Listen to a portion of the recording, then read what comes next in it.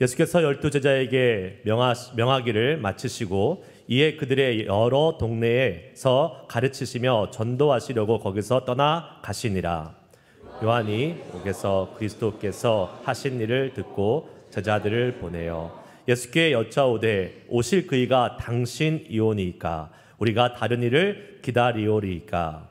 예수께서 대답하여 이르시기를 너희가 가서 듣고 보는 것을 요한에게 알리되 맹인이 보며 못 걷는 사람이 걸으며 나병 환자가 깨끗함을 받으며 못 듣는 자가 들으며 죽은 자가 살아나며 가난한 자에게 복음이 전파된다 하라.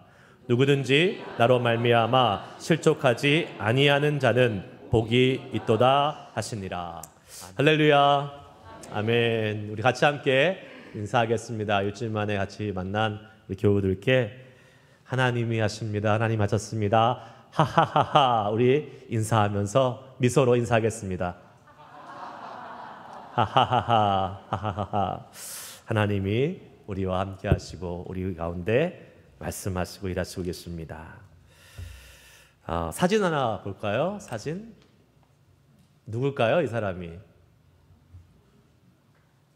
잘 보이세요? 예수님 아니에요? 네, 예수님이라고 생각하시는 분들 아닙니다. 내려주세요. 여러분 만약에 이렇게 생기신 분이 우리 교회에 와서 간증 집회를 한다 그러면 여러분은 어떤 생각이 드시겠어요? 은혜 받으실 것 같아요? 아니면 저런 사람이 와 이럴 것 같아요? 외모상으로는 저런 사람이 와 이렇게 생각하기가 좀 쉽지 않을까요? 아니에요? 세대에 따라서 달라요. 젊은 사람들은 멋있네. 저런 사람이 와서 간증하면 좋겠다 이렇게 생각할 수 있겠지만 우리 어르신들은 지저분하게 머리가 저렇게 뭐고 저런 사람이 와서 간증을 해. 충분히 이러실 수도 있을 것 같습니다. 이 사람이 작년도 다니엘 기도회 강사였어요. 여러분 내려주세요. 이제 내려주셔도 됩니다. 이분이 박광식 문화선교사예요. 색소폰을 연주하면서 하나님의 복음을 전하는 사람인데요. 이분이 얼마 전에 어떤 집회에서 말씀을 나누시는데 이렇게 얘기하시더라고요. 여러분 제 외모 보고 괜히 마음을 닫지 마세요. 이렇게 얘기하시더라고요. 그러면서 작년에 다니엘 기도회 갔는데 제 외모 보고 그 화면을 껐다고 하시는 분들이 많더라고요. 그리고 나중에 이제 사람들로부터 은혜 받았다는 얘기를 듣고 나중에 찾아본 다음에 선교사님 은혜 많이 받았습니다. 너무 감사합니다라는 그 피드백 메일을 많이 받았다고 말씀하시더라고요. 그래서 저도 한번 처음에는 저도 이분의 외모를 보고 별로 듣고 싶지 않다라는 마음이 있었는데 듣고 나는데 너무나 은혜가 많았어요. 그래서 하나님을 정말 진실하게 사랑하시는 분이고 정말 그 복음에 대한 간절한 마음이 있는 분이다라는 것을 깨닫고 은혜를 참 많이 받았던 그런 기억이 있습니다. 여러분 우리가 사람을 대할 때 기대라는 게 있습니다. 기대. 이런 사람은 이래야 되고 저런 사람은 저래야 되고 그런데 내가 생각했던 기대와 맞지 않을 때 우리는 어떻게 하냐면 그 사람을 무시하거나 아니면 그 사람을 의심하는 실수를 하게 될 때가 많이 있습니다. 세례 요한도 오늘 그 예수님을 의심하는 실수를 하고 있는 본문이 오늘 읽은 마태복음 11장에 나오는 본문의 내용입니다. 2절 3절 말씀을 제가 다시 한번 읽겠습니다. 요한이 옥에서 그리스도께서 하신 일을 듣고 제자들을 보내어 예수께 여짜오되 오실 그이가 당신이오니이까 우리가 다른 일을 기다리오리이까. 오실 그이가 당신입니까? 아니면 다른 사람을 기다려야 됩니까? 이 말은 뭐예요? 지금 세례 요한이 예수님의 메시아 되심에 대해서 퀘스천 마크를 던졌다라는 겁니다. 의문을 가졌다는 거예요. 그런데 여러분 좀 이상하지 않으세요? 세례 요한이 어떻게 예수님의 메시아 되심을 의심할 수가 있어? 어떻게? 다른 사람도 아니고 세례 요한이 예수님에게 직접 세례를 베풀었고, 그리고 그 세례를 받으시러 나오시는 예수님을 향하여 그분은 하나님의 아들이시다, 그리고 세상의 모든 죄를 지고 십자가에 달려 돌아가실 어린 양 되신 분이시다라고 선포했던 사람이 바로 누구예요? 세례 요한. 요한복음 1장 29절 말씀 같이 한번 읽겠습니다. 요한복음 1장 29절 시작. 이튿날 요한이 예수께서 자기에게 나오심을 보고 이르되 보라, 세상 죄를 지고 가는 하나님의 어린 양이로다. 아멘. 지금 세례 요한이 얘기한 거예요. 뭐라고요? 보라, 세상 죄를 지고 가는 하나님의 어린 양이로다. 세례 요한이 예수님의 메시아 되심에 대한 확신이 없었으면 이 말씀을 선포할 수가 없었겠죠. 그런데 이상하지 않습니까? 오늘 시간이 좀 지난 다음에 세례 요한은 예수님의 메시아 되심을 의심하고 있습니다. 예수님이 메시아라고, 세상 죄를 지고 지나가시는 어린 양이라고 선포하고 확신에 찼던 세례 요한이 아닌 것 같아. 그분 맞아요? 라고 지금 예수님께 말씀하고 있는 것입니다. 흔들리고 있습니다. 예수님에 대한 믿음이 흔들리고 있어요. 여러분은 예수님에 대한 믿음이 흔들리신 적이 있으십니까? 없으시면 대단한 분이시고, 흔들릴 적이 있죠. 왜 없겠습니까? 우리의 믿음이 흔들리고 있는가? 아니, 어쩌면 지금 나의 믿음은 흔들리고 있는 상태인가?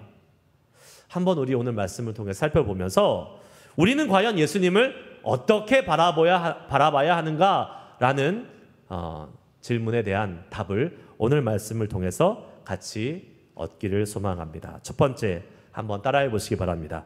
의심을 조심해야 됩니다. 의심을 조심해야 됩니다. 의심은 예수님에 대한 확실한 믿음도 흔들어 버립니다. 여러분, 우리가 사람들 사이에서 믿고 지내는 신뢰할 만한 사람들이 있잖아요. 친구가 됐던, 가족이 됐던, 동료가 됐던 친한 사람들이 있잖아요. 믿을 만한 사람들이 있습니다. 그런데 그 관계가 깨어지는 경우가 있어요. 근데 그 관계의 깨어짐의 시작은 대부분 의심에서 시작이 됩니다. 누군가를 의심하기 시작하면 그 사람을 더 이상 신뢰하지 못하죠. 믿지 못하게 됩니다.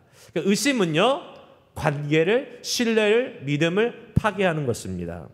이렇게 파괴의 속성을 가지고 있는 것이 의심이에요. 그런데 우리가 사는 현대 사회는, 지금 우리가 사는 이 세대는 뭐라고 얘기하냐면 의심하라고 얘기합니다. 의심해봐. 믿으면 안 돼. 그게 진짜야? 어떻게 믿어? 그것을 어떻게 얘기하냐면 합리적 의심이라는 좋은 타이틀로 포장해서 우리를 하여금 끊임없이 의심하라고 만듭니다. 사실 그것이 지금 우리가 살아가는 이 세대 속에서 특히 아카데믹한 영역에서, 공부하는 영역에서 대학교 가잖아요. 그러면 계속 의심하라고 얘기해요. 올라갈수록 더 의심하라고 얘기해요. 그레이지에이트 스쿨 가고 PhD에 가면 더 의심하라고 얘기합니다. 그러면 너의 그 의심이 진리를 향해서 가게 할 거다라고 가리키는 것이 바로 대학이고 우리가 살아가는 이 세상인 것입니다. 근데 여러분, 저는 이 의심이 그러한 선한 면도 있지만, 긍정적인 면도 있을 수 있겠지만, 사실은 훨씬 더 부정적인 면이 더 많다고 생각을 합니다. 왜냐하면 의심을 하게 되면요, 사람에 대한 신뢰가 깨어지기 때문에 만약에 이러한 의심이라는 것이 사회 전체적인 분위기로 형성이 되어버리면 그 사회는 어떻게 되겠습니까? 불신과 파괴가 생기는 이 악한 영이 지배하는 사회가 되고 마는 거예요. 여러분, 만약에 스타벅스에 가서 커피 한 잔을 딱 샀는데 앞사람이 I'll pay you. I'll pay for you. 내가 당신 거 돈 내줄게요. 그리고 딱 가면 여러분 어떤 생각이 들까요?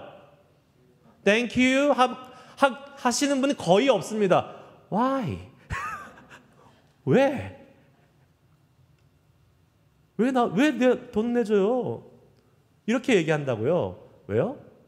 의심하는 거니까. 그만큼 우리가 믿을 수 있는 사회가 되지 못했기 때문에 그렇습니다. 땡큐 하고 드세요. 그게 여러분의 신상의 정신 건강에 좋습니다. 그리고 여러분도 뒷사람을 위해서 한 번씩 사주세요. 얻어먹지만 마시고. 네. 의심은 곰팡이와 같은 거예요. 한 번 생기기 시작하면 삽시간에 퍼집니다. 그리고 그 의심이 소문과 만나면 그 의심이 그 소문을 타고 금방 사실이 되어버립니다. 사실이 아닌데 사실이 되는 거죠. 그리고 그렇게 되면 그 공동체는 어떻게 돼요? 무너지게 됩니다. 파괴되는 거예요.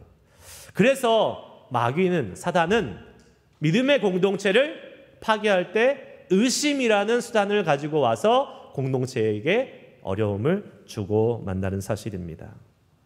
의심이 생기면 그 의심의 뿌리가 내리지 못하도록 빨리 초장에 그 싹을 잘라내버려야 됩니다. 그런데 여러분, 그게 쉽습니까? 아니, 오늘 본문에 보면 세례 요한이라는 이 거대한 위대한 믿음의 사람도 예수님을 의심했는데 우리가 뭐라고 어떻게 의심하지 않고 살아. 이 의심이 만만한 것이 아니에요. 여러분, 우리도 믿음이 괜찮은 것 같지만, 믿음 좋은 사람인 것 같지만 사실 우리도 작은 의심에서 쉽게 우리의 믿음이 흔들리는 것을 보게 됩니다. 절대 우리는 안 흔들릴 것 같죠? 아니요. 어쩌면 어처구니 없이 너무 작은 것에 우리의 믿음이 흔들리고 주님에 대한 의심을 가질 수 있는 것이 바로 우리들입니다. 세례 요한이 흔들렸다니까요. 하나님의 세우신 선지자, 모든 사람들이 그냥 추종하고 따랐던 세대의 예언자, 선포자가 흔들렸다니까요. 그렇기 때문에 우리가 아무리 믿음이 좋다고 할지라도 여러분, 우리의 믿음을 자만하지 마시기 바랍니다. 언제든지 흔들릴 수 있어요. 나는 믿음이 좋아? 괜찮아? 아니요. 그런 말 하면 안 됩니다. 우리도 언제든지 나도 모르는 사이에 주님에 대한 믿음이 송두리째 흔들릴 수 있다는 사실을 기억해야 됩니다. 너무 믿음 과신하지 마시기 바라요. 겸손해야 됩니다. 두 번째, 한번 따라해 보시기 바랍니다. 내가 처한 상황만으로 예수님을 기대하면 안 됩니다. 아무리 어려운 상황이라도 여러분, 그것이 남의 상황이면, 남의 문제면 나한테는 그렇게 심각한 그리고 중요한 일이 아닙니다. 예를 들면 누가 암에 걸렸다고 칩시다. 심지어 내 사랑하는 가족이 암에 걸려도요, 그 암의 고통을 내가 느낄 수는 없습니다. 하물며 내 친구 아니면 한 달이 건너서 어떠한 지인이 어려운 질병 가운데 있다 할지라도 우리는 어떻게 여깁니까? 참 안 됐다. 참 안타깝다. 빨리 나서야지. 하지만 내일은 아니에요. 내가 아픈 것처럼 심각하고 내가 아픈 것처럼 염려됩니까? 아니요. 그 정도는 아니에요. 우리는. 그러나 내가 암에 걸리면 다른 일이죠. 내가 아프고 내가 내일 모레 죽을 것 같은 상황이 되면 그거는 완전히 다른 상황이 됩니다. 내 문제가 되면 이제 진짜 내가 그것을 어떻게 딜하는지를 보게 됩니다. 내가 어떻게 그 어려운 상황을 내가 대하고 딜하고 해결해 나가는 사람인지 아니면 무너지는 사람인지 그때 볼 수 있는 거예요. 그래서 여러분 이런 말 하잖아요. 제가 예전에 한번 말씀드렸잖아요. 남자는 군대를 가봐야 그 믿음이 진짜 믿음인지 알고 여자는 시집을 가봐야 그 믿음이 진짜 믿음인지 안다. 그러니까 군대에 가서 그 상관들, 상급자들의 그 온갖 핍박 속에서 믿음을 지키느냐, 여자가 시집을 가고 결혼을 해서 혹시 믿지 않는 집에 갔을 때 그 믿음을 지켜낼 수 있는 믿음이 있느냐, 그거 봐야지 진짜인지 아닌지 알 수 있다는 거예요. 우리가 남의 일은 쉽게 얘기합니다. 어이구 그렇지, 힘들겠지, 어렵겠지, 잘 될 거야. 하지만 내 일로 닥쳐오면 그때는 다른 일이라니까요. 여러분 세례 요한이 마찬가지였던 것 같아요. 보라, 세상 죄를 지고 가는 하나님의 어린 양이로다. 누구한테 얘기하고 있어요? 사람들한테. 여러분 들으세요. 하나님의 아들입니다. 메시아이십니다. 이분은 우리의 죄를 지고 죽으실 하나님의 어린 양이에요. 메시아에 대한 의심이 전혀 없었어요. 왜요? 그 사람들한테 얘기하니까. 그런데 지금 어떤 문제가 벌어졌습니까?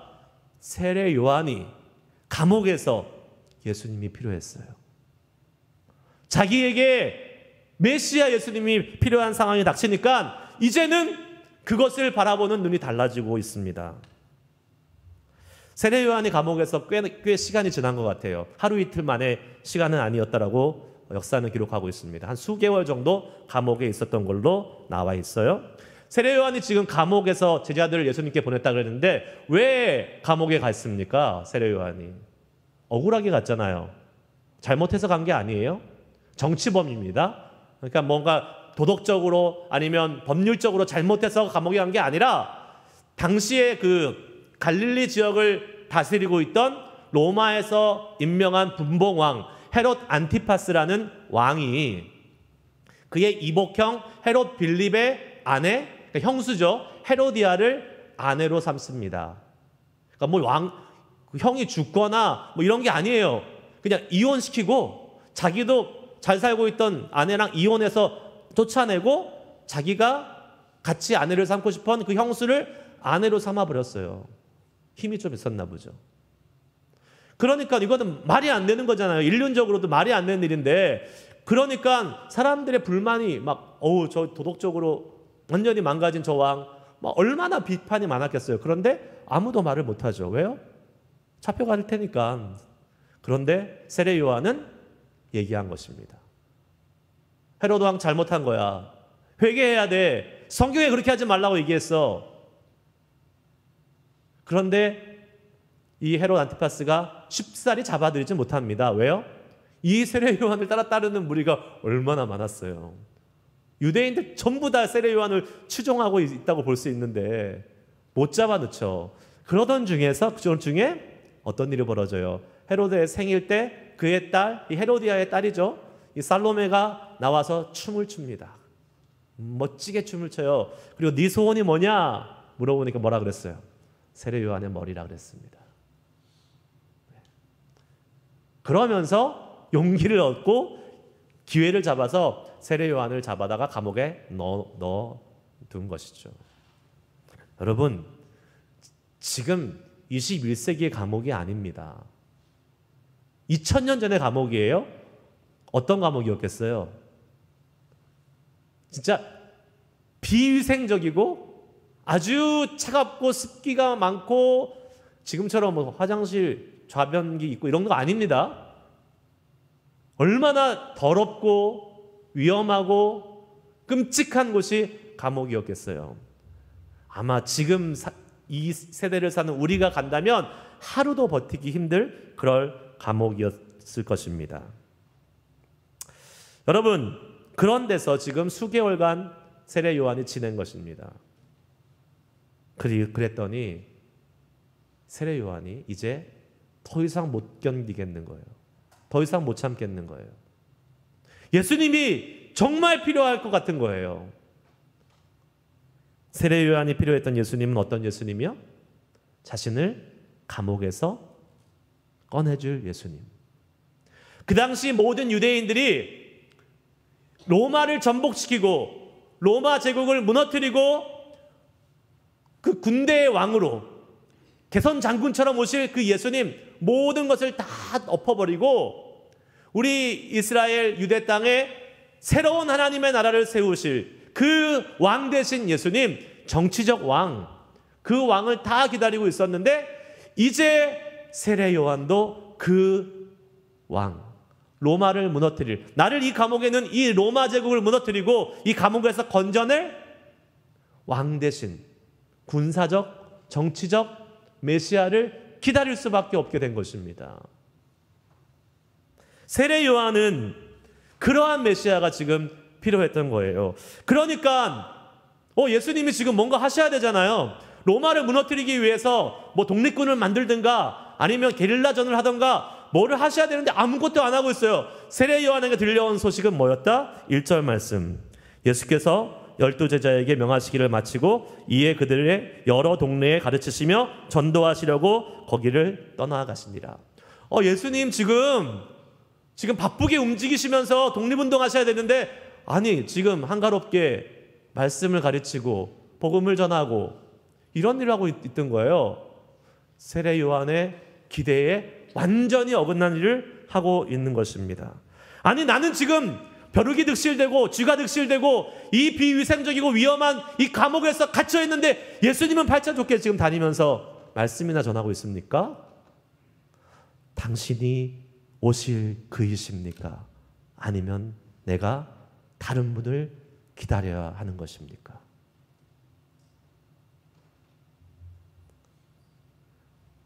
빨리 로마를 대항해서 싸워서 로마를 무너뜨리고 이스라엘을 해방시키고 그리고 자신을 감옥에서 구원해 주셔야 될 메시아, 그분이 필요한데 예수님이 그렇게 안 하고 계시니까 내가 아는 예수님 어디 갔어요? 내가 기대하는 예수님 어디 갔어요? 라고 묻고 있는 것이 지금 세례 요한. 그래서 제자 2명을 보내가지고 예수님한테 물어봤습니다. 이것이 비단 세례 요한의 문제였을까? 세례 요한의 실수일까요? 우리도 그렇지는 않을까요? 우리는 안 그런가요? 내가 기대하고 원하는 예수님의 모습이 있습니다. 내가 병들었을 때, 내 가족이 병들었을 때 나는 내 가족과 나의 병을 치료해 주시는 메시아 예수님을 기대합니다. 내가 슬플 때는 나의 눈물을 닦아주실 메시아 예수님을 기대합니다. 내가 경제적으로 너무 힘들어요. 그럴 때는 아무 경제적인 걱정 없이 재물의 축복을 주실 메시아 예수님을 기대합니다. 내 자녀가 수험생이에요. 이제 대학을 가야 돼요. 그러면 내 자녀가 좋은 대학에 철석 붙게 해주실 메시아 예수님을 기대합니다. 그것이 우리가 기대하는 메시아 예수님이에요. 물론 우리의 기대와 맞아떨어질 때도 있습니다. 하지만 그렇지 않을 때도 있잖아요. 질병의 회복을 원했지만 예수님은 오히려 질병의 회복이 아닌 그 질병을 더 악화시켜 주실 때도 있습니다. 기쁨을 주시기도 하지만 때로는 더 많은 슬픔의 눈물을 흘리게도 하십니다.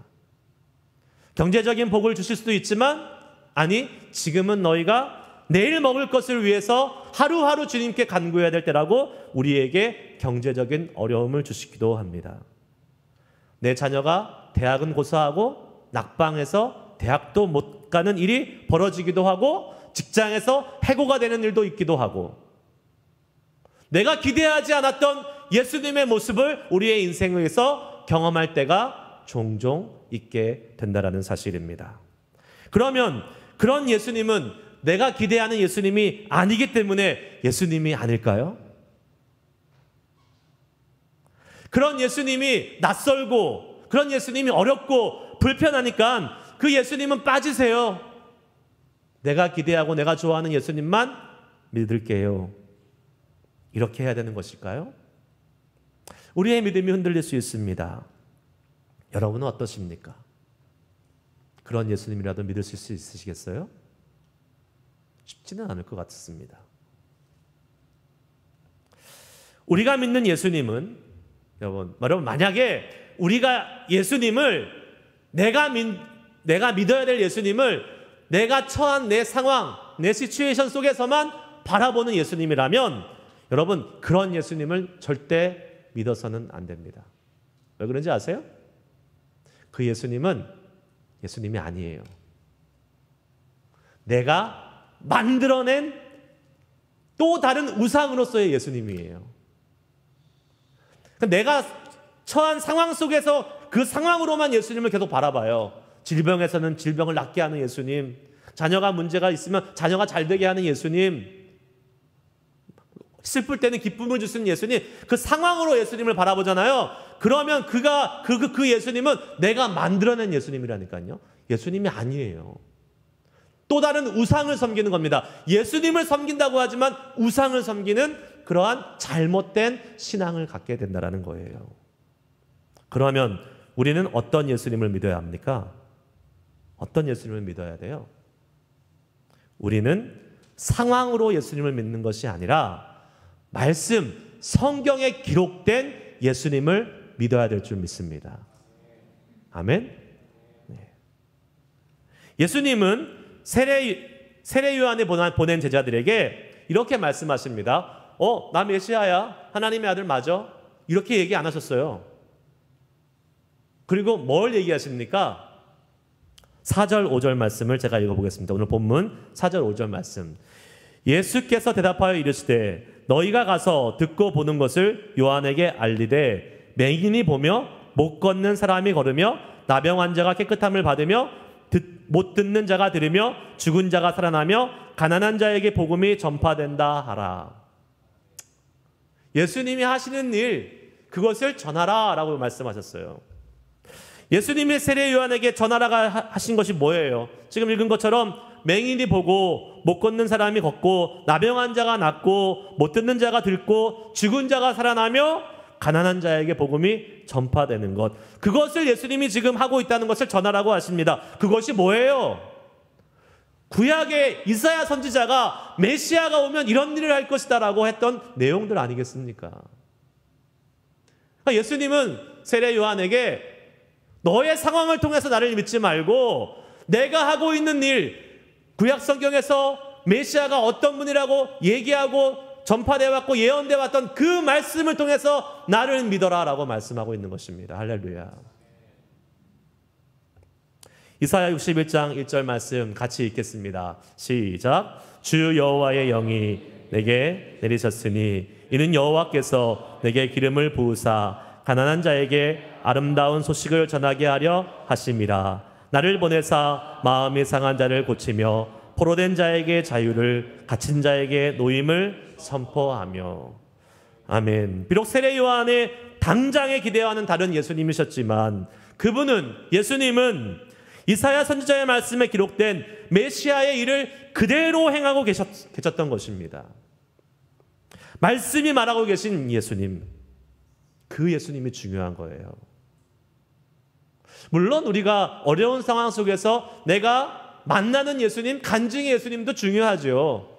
체험적인 예수님도 중요합니다. 그분 반드시 있어야 됩니다. 하지만 그분이 예수님의 전부는 아니라는 거예요. 예수님의 전부는 어디 있어요?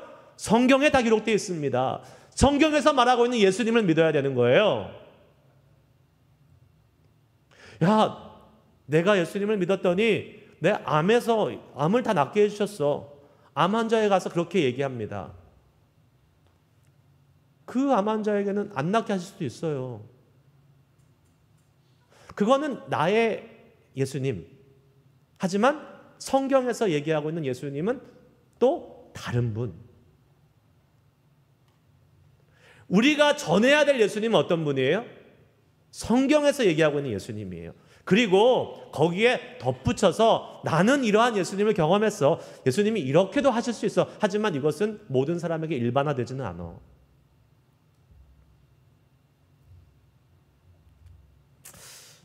여러분, 말씀이, 성경이 말하고 계신 예수님이 중요합니다. 그 예수님을 믿으시기 바랍니다.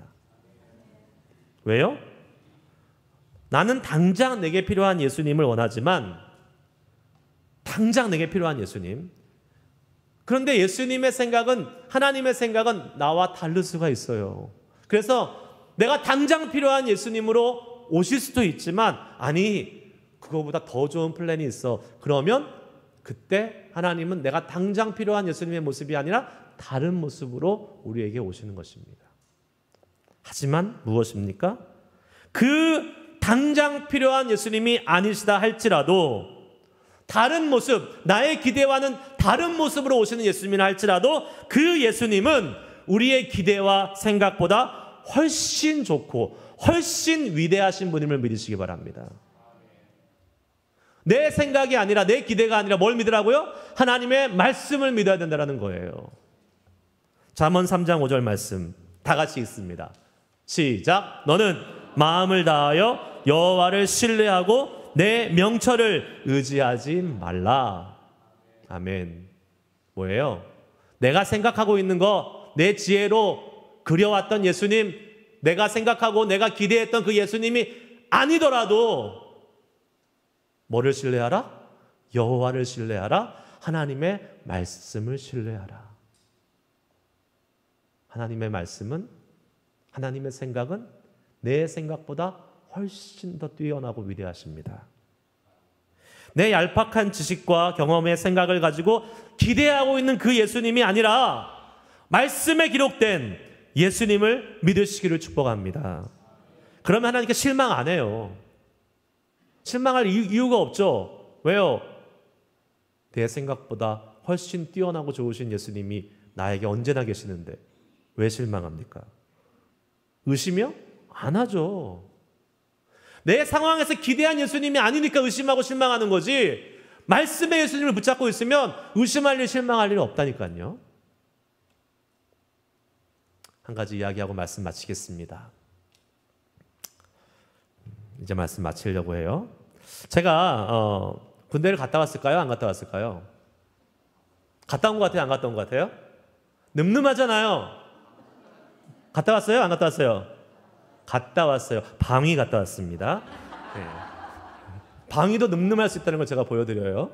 네, 방위 갔다 왔습니다. 근데 여러분, 방위라고 무시하시면 안 돼요. 방위 다 달라요. 여러분이 무시하시는 방위는 그 동사무소에서 통지서 돌리는 그 방위. 저는 부대에서 이제 출퇴근하는 방위, 훈련받고 막 이런 방위. 제가 1994년도 여름에 이제 신병 훈련을 받으러 갔습니다. 방위도 훈련 받아요. 총 쏴요. 근데 그 해가 한국 그 기상청 기록 그 관측상 가장 더운 여름이었어요. 너무 더웠어요. 그래가지고 진짜 너무 더워서 훈련을 중단할 정도로, 군대에서 웬만하면 훈련 중단 안 하는데 훈련을 중단할 정도로 막 더운 날들이 막 있었어요. 그렇게 이제 4주간 훈련을 받고, 이제 이 방위들은 4주 훈련 받으면 자대를 배치를 받고, 자대 배치 받기 전에 집으로 갑니다. 그냥 퇴근하잖아요, 방위들. 이제 4주 동안은 퇴근 못하고, 훈련 받을 동안은 퇴근 못하고 훈련 받고. 여러분, 제가 이런 이야기만 하면 눈빛이 초롱초롱 하시네요. 말씀을 들을 때 초롱초롱 하셔야 되는데 예화를 할 때 눈빛이 초롱초롱 하셔서 제가 고민이 됩니다. 예화를 많이 해야 되나. 그런데 제가 이제 신병 교육을 딱 마치고 이제 금요일 날 마치고 집에 갔습니다. 어느 부대로 가야 될지를 이제 정해져 있어요. 그 사단 내에 4개의 연대가 있었는데, 사단이 있고 연대가 있어요. 자매님들 죄송합니다. 우리 이런 군대 얘기해서 잘 이해를 못하실지 모르겠지만, 그 4개 중에 하나를 가거나 아니면 사단에 남거나, 높은 게 사단이고 밑에 예하 부대가 연대예요. 그런데 그 사단에 교회가 하나 있었어요. 그 훈련 받을 때 제가 갔던 교회인데, 그 사단에 있는 그 교회의 목사님이, 아이고 저희 아버지 후배네, 빽이 생긴 거잖아요, 빽이. 그래서 제가 이제 훈련을 마치고, 이 신병 훈련을 마치고 자대 배치를 받을 때 어떻게 기도했을 것 같아요? 무조건 이 사단에 남아야 됩니다. 저는 이 사단에 남아서 좀 군생활 좀 편하게 해야 됩니다. 그렇게 열심히 기도했을 거 아니에요. 제가 얼마나 간절했겠어요. 군대의 그 쓰라린 맛을 경험하는 그 신병 교육 기간 때. 그런데 이제 딱 배정을 해주는데, 저는 어디가 배정이 됐냐? 어디가 배정됐을까요? 거기가 안 됐어요. 그리고 되게 시골 산속에 버스 타고 30분 더 들어가야 돼요. 완전히 힘들어. 오래 걸려요. 출퇴근도 오래 걸리고, 뭐 그러니까 사단도 아니고 예하 부대니까 백도 없고, 그런데 배정이 딱 된 거예요. 그래서 이제 제가 신병 교육을 다 마치고 이제 그 집에 딱 돌아오는데, 저희 어머니가 지금도 기억하시더라고요. 이렇게 말씀하세요. 야, 그날 너 들어오는데 얼굴에 온갖 인상을 쓰고 들어오면서 그 모자, 군인 모자를 땅바닥에다가 그냥 팍 내던지면서 욕만 안 했지 완전히 막 온갖 짜증을 부리면서 들어왔다라는 거예요. 그렇게 제 군 생활이 시작됐습니다. 그리고 이제 그 부대에 가서 군 생활을 시작한 거예요. 이제 갔더니 저를 이제 행정병을 시키더라고요. 그 대학 짬밥 대학물 먹고 왔다고 행정병을 시키더라고요. 예비군들 관리하는 행정부서였어요. 예비군들, 그 동네에 있는 예비군들 몇 명이고 뭐 어떻게 훈련하고 거기 그 연대 본부에서 이제 제가 그것을 했습니다. 그런데 여러분 사단에도 제가 가고 싶었던 그 사단에도 똑같은 예비군을 관리하는 부서가 있어요. 근데 참 우연의 일치인지 거기에 제 친구가 배정이 된 거예요. 같이 훈련 받았던 친구예요. 대학교 동기였어요. 대학교에서 같이 합창단 친한 친구였어요. 그 친구가 그 사단 예비군 그 부서에 딱 배치가 됐어요. 저는 그 밑에 있는 연대 예하부대의 예비군 부서에 배치가 딱 됐고. 방위의 생명은 뭔지 아십니까? 칼퇴근이에요. 6시가 되면 무조건 집에 가야 되는 게 방위의 가장 큰 혜택이잖아요. 집에 갈 수 있다는 거. 그래서 북한이 절대 5시쯤에는 안 쳐들어옵니다. 방위가 무조건 막아요. 그때는 집에 가야 되니까. 그래서 칼퇴근이 생명인데 제가 이제 그 예비군 업무를 이렇게 행정적으로 보면서 밑에 있고 위에 있잖아요. 사단은 제 친구가 위에 있고 전 밑에 있고. 근데 항상 이렇게 자료가 모든 이렇게 자료는 밑에서부터 이렇게 취합돼서 올라가는 거예요. 저는 저 밑에 있는 대대에서 이렇게 받아요. 그걸 이제 보통 오전에 이렇게 받아요. 그럼 이렇게 저 점심 때 이렇게 그거를 이렇게 딱 정리해서 사단으로 갖다 줘야 되는 거죠. 위에다가 제 친구한테 갖다 줘야 되는 거예요. 그러면 그게 이제 오후에 종합이 돼서 딱 사단으로 넘어가면 오후 늦게 갑니다. 그럼 그 친구는 퇴근을 할 수 있다 없다? 못해요. 맨날 7시, 8시, 9시까지 못 가는 거예요. 거기를 가고 싶다고 누가 기도했다요? 제가 기도한 거예요. 거기 가고 싶다고 계속 기도했던 거예요. 가끔은 이제 막 급한 문서가 있으면 한 2시, 3시쯤에 제가 직접 들고 갑니다. 그 사단을. 직접 들고 한 30분 걸린다고 그랬잖아요. 그러니까 이렇게 뭐 문서를 이렇게 통해서 가면 오래 걸리니까 직접 들고 가요. 그럼 2시에 저는 그것을 그 친구한테 탁 드롭하고 어디로 가죠? 집으로. 부대로 안 가고 퇴근이에요. 그럼 그 친구는 그때부터 그거를 받고 7시, 8시, 9시까지 계속 정리를 해야 되는 겁니다. 재밌죠? 제 기대와 달랐죠. 엄청 짜증 부렸죠. 엄청 실망했죠. 그러나 우리의 기대와는 다르고 우리의 생각과는 달라도 하나님의 계획은 언제나 내 생각과 내 기대보다 훨씬 더 좋으시다. 훨씬 더 위대하시다. 혹시 여러분 중에 여러분의 기대대로 하나님의 응답해 주지 않아서 하나님께 실망한 분 계십니까? 실망하기는 이릅니다. 내 기대보다 훨씬 더 뛰어나고 위대하신 예수님이 계시기 때문에 내가 원하는 예수님이 아니라서 믿음이 흔들릴 필요가 없어요. 그 예수님은 지금은 내가 기대한 것보다 아닌 것 같고 힘이 없는 것 같고 별 볼 일 없는 것처럼 보일 수 있지만 아니요. 시간이 지나면 그분이야말로 온 인류를 구원하실 이스라엘 유대 땅만 로마에서 구원할 분이 아니라 온 백성을 구원해내실 위대한 온 세상의 주인이시고 왕이심을 경험하게 되는 것입니다. 내가 원하고 내가 기대하는 것보다 훨씬 크고 위대한 모습으로 우리를 인도하실 분이 바로 우리 예수님이십니다. 우리는 그 주님을 어떻게 믿어야 된다고요? 말씀으로 믿어야 된다고요. 내가 처한 상황과 어려움으로 믿는 것이 아니라 하나님이 기록된 말씀에 하나님이 예비하시고 우리에게 알려주신 계시해 주신 그 말씀으로서 예수님을 믿을 때에 우리의 믿음은 흔들리지 않습니다. 우리는 제대로 된 예수님을 믿고 그 위대하신 주님을 날마다 경험하며 살아갈 수 있을 줄 믿습니다. 그 주님이 이 땅에 메시아로 2000년 전에 오셨습니다. 그리고 다시 오시겠다고 약속하셨습니다. 이제 우리 대림절을 지나면서 그 주님을 기대합니다. 고대합니다. 그리고 우리는 이렇게 회개하며 나아가야 될 것입니다. 하나님, 여태까지 내가 기대하고 생각했던 예수님만 찾아왔다면 우리의 무든함을, 미련함을 용서하여 주시고 말씀에서 증거하고 계신 그 예수님을 붙들고 살아갈 수 있는 우리의 남은 신앙의 여정이 되게 하여 주시옵소서.